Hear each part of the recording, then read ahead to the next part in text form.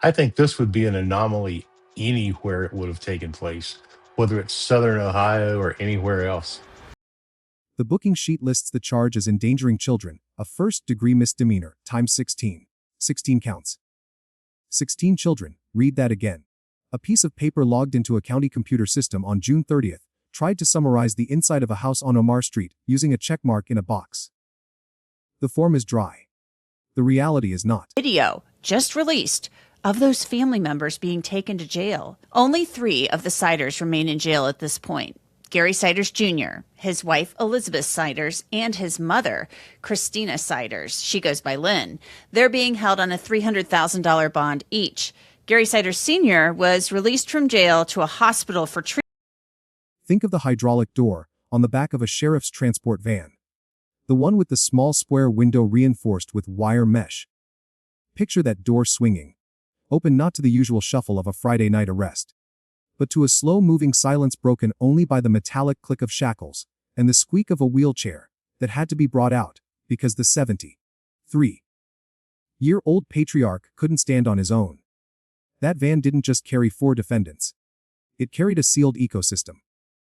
Before we go deeper into what the documents actually show, make sure you're subscribed to Crime Files 911. Because we don't just cover the story, we follow the evidence. The video from the jail sallyport is now public record. It lacks the dramatic score of a true crime documentary. There is no narration. There is only the fluorescent hum of institutional lighting and the flat, procedural movement of corrections officers. You watch Gary Cider Senior, 73 years old, wearing pajama bottoms, pulled from the van. The officers struggle. You can see the mechanics of the state's power reduced to a logistical problem: how to move a frail body from point A to point B without it collapsing. They bring a wheelchair. He is shackled at the ankles, cuffed at the front, the chain connected to a belly belt. He looks thin, gaunt. A white bandage sits on his shoulder. A visual question mark the jail staff didn't have an answer for at that moment. It appears the officers are having some trouble getting him out of that van. They're at the back of the vehicle for a while as they try to help him out. And then an officer brings a wheelchair out from the jail so Gary Sr. can sit in it so the jail staff can safely move him into the jail for the booking process to begin. Now, we know that there are concerns about Gary Sr.'s health and his ability to walk. He's currently being treated for a serious medical condition at the hospital. But back on June 30th, that serious medical condition wasn't known to jail staff. The paperwork already knew. The visual narrative splits. While the grandfather is wheeled in the intake hallway, his son Gary Cider Jr. is pulled from the same van. He is shackled and cuffed, but the body language is different. He appears physically robust, well-fed. The contrast is immediate and unsettling. The booking video offers no commentary on the 16 children removed from their custody. Children who ranged from 1.5-year-old twins to an 18-year-old.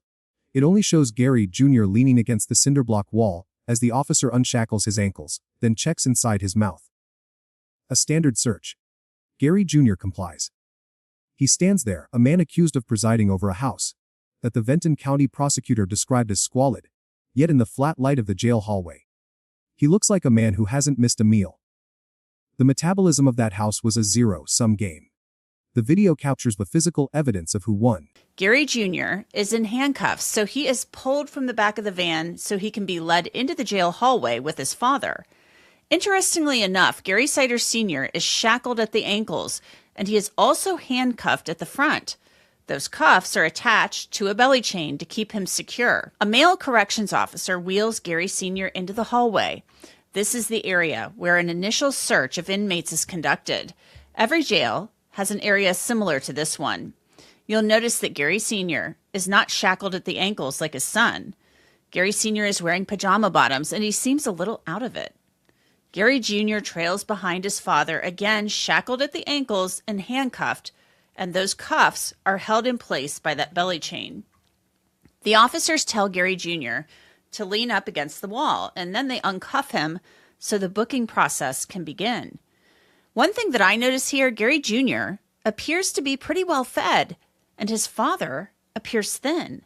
We don't know how well the children in the booking area is a sterile choke point between the outside world and the cell block. The camera angle doesn't move. We see Gary Senior wheeled in, and at one point, he simply puts his head in his hands. Is it the weight of the arrest, or the physical exhaustion of a man who, according to jail records, suffered a serious medical condition so acute, was later released to a hospital? The intake forms don't record emotion. They record tattoos. Gary Jr.'s arms are mapped names, hearts, crosses, a cross with a sword, an outlaw tattoo with a peace sign. A lexicon of identity inked on skin. While inside the house, investigators were trying to decode the identities of children, who the Ohio Attorney General implied may have lacked basic verbal communication skills.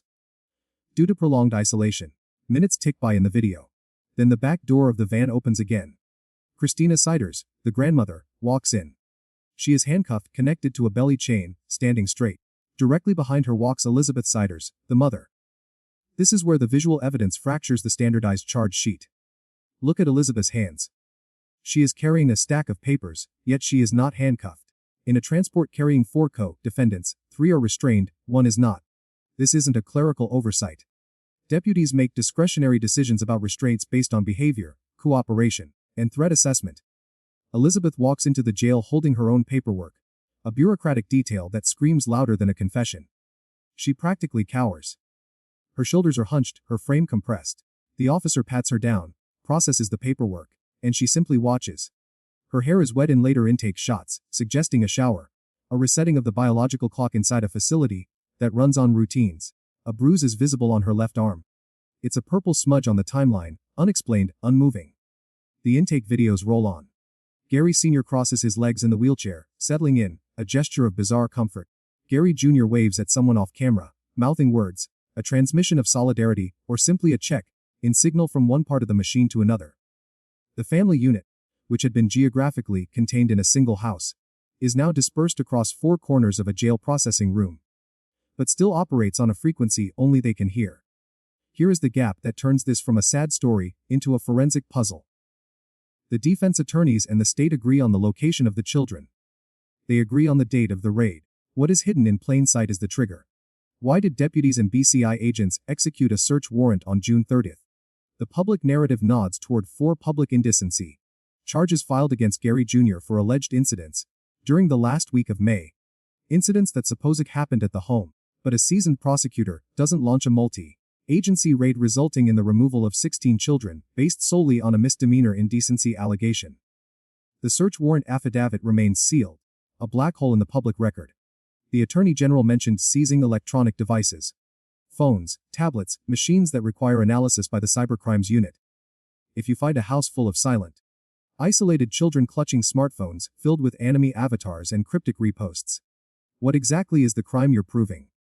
Is it what was done to them in the physical world, or what they were being prepared for in the digital one? How long can a system claim to protect children while waiting for a phone dump to load? The procedural clock is now the enemy of clarity. Ohio law grants a speedy trial. With the defendants held in jail, the triple count provision kicks in, meaning the state starts with a 90-day runway before the case hits the wall. The Venton County grand jury convenes only every month and a half. Prosecutor Bill Archer has a mountain of medical evaluations to request, physical and behavioral, on children who may not be able to articulate their own history. Rob Junk, the former Pike County prosecutor, nailed the irony when discussing the racial pattern of young marriages in the region.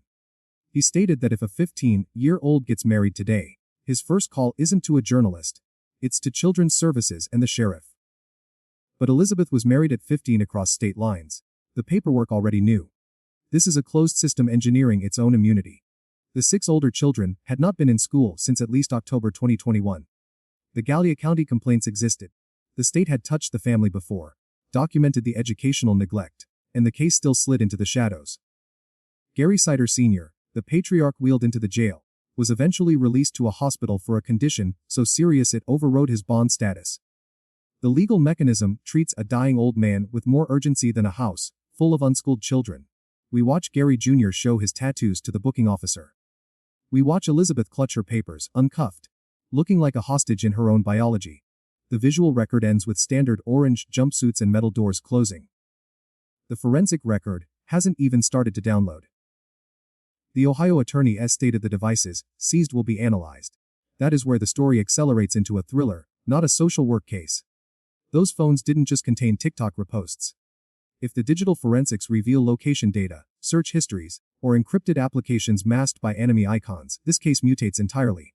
Right now, the defendants face child endangering charges. That is a placeholder. The same way a speeding ticket is a placeholder for a search of a trunk. The grand jury will see the full medical exams. They will see the forensic interviews. And then they will see the phones. The question isn't why the children were kept inside. It's why the outside world was being kept out. The investigation is moving at the speed of the spanning a hard drive. But the legal clock is screaming. Look at that intake form again.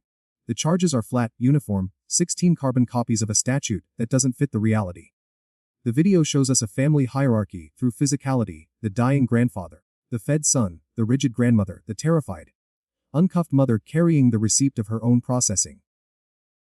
The children are invisible in the video, but they are the only thing in the frame. They are the silence between the handcuff clicks.